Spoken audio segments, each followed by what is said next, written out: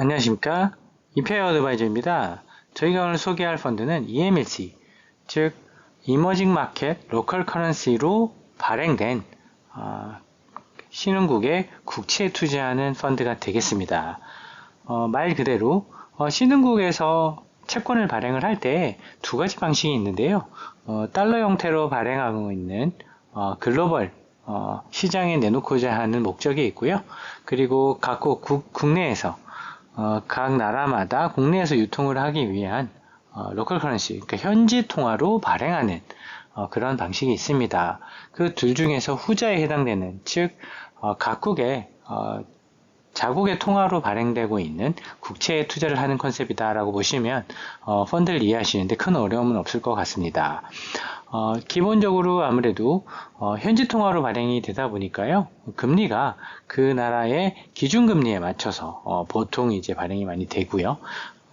당연히 그 신흥국 같은 경우는 기축 통화가 아니기 때문에 글로벌 통화인 달러라든지 유로화 등의 금리에 기반을 해서 보통 금리 산정을 많이 하고 있기 때문에 그런 부분에 대한 영향력을 완전히 벗어났다라고 볼 수는 없습니다. 따라서 그 해당 국가가 가지고 있는 신용 등급과 거기에 맞춰진 금리가 있을 텐데요. 일반적으로 이런 신흥국 국채는 등급에 비해서 조금 금리가 높게 발행되는 경향이 있는데, 달러로 발행되는 경우에는 확실히 좀 금리가 높은 편이고요. 신흥국 통화로 발행되는 경우에는 그보다 금리가 조금 낮거나 유사한 형태로 채권들을 많이 발행을 하고 있습니다. 하지만 신흥국 통화에 동시에 투자할 수 있는 장점이 있기 때문에 펀드의 규모는 작지 않은 한 3 USD 빌리언 정도 돼서 꽤 거래가 잘 되는 편이면서, 그리고 운용의 보수 자체도 0.3 정도이기 때문에 신흥국 통화를 투자하는 데 있어서 이 정도 비용은 부담해도 큰 무리가 없다라는 투자들이 꽤 많은 편인 것 같습니다.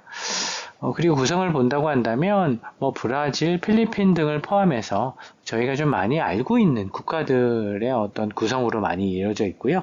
왜냐하면 신흥국 채권 자체가 약 한 20개 정도에서 주로 많이 발행을 하고 있고, 그리고 유통도 그 안에서 주로 거래가 많이 되고 있기 때문에 보통 한 18개국에서 20개국 정도의 국채를 들고 있다라고 보시면 될 것 같은데, 그 정도면 이제 분산 투자도 꽤 많이 이루어지는 편이라고 볼 수도 있지 않겠습니까? 그래서 이런 이제 구성을 통해서 투자를 하고 있고, 하지만 이건 역시도 미국 시장에 상장되어 있기 때문에 조심하셔야 될 부분은, 미국에서 자본 차익이 발생하는 경우에 세금을 내는 것과 똑같이 미국의 세금을 부담하셔야 되고요.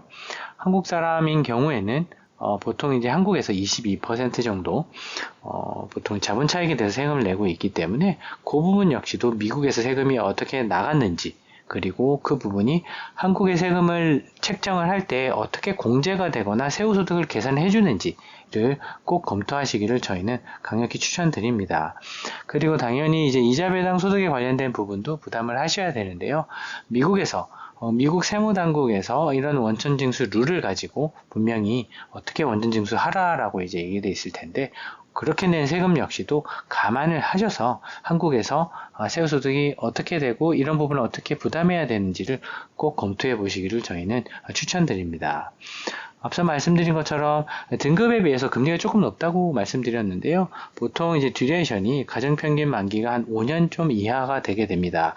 왜냐하면 일반적으로 10년물 국채를 많이들 찍게 되는데요.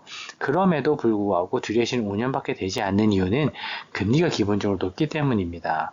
그러니까 금리가 높다고 한다면 실제 만기는 좀 짧아지는 부분이 있죠. 이자를 먼저 회수할 수 있는 부분이 있다 보니까, 그래서 같은 동일 만기에 대비해서는 금리가 조금 높은 편에 속하고, 금리 역시도 한 7% 전후로 해서 그리고 듀레이션 자체도 한 3, 4년 정도를 해서 그렇게 돼서 동일 만기, 동일 신용 등급에 비해서는 꽤 경쟁력이 있는 금리를 제공하고 있습니다.